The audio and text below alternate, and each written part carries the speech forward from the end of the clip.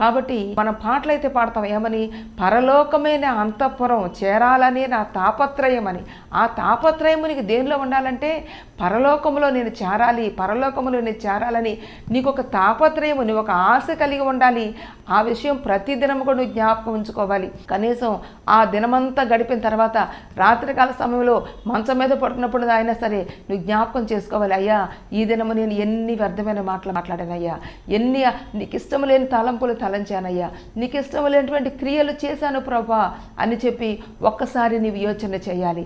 ఆ యోచన చేసిన నీవు మరలా దాన్ని రిపీట్ అవ్వకుండా ఆ పాపాన్ని ఒప్పుకొని దాన్ని విడిచిపెట్టినట్లయితే నిజముగా నీవు ఆశీర్వదించబడతావని చెప్పి దేవుని వాక్యం చెప్పబడుతుంది. భూమి ఆకాశము గతించిన కానీ ఈ వాక్యము సున్నా పుల్లు కొట్టుకుపోటానికి వీల్లేదు.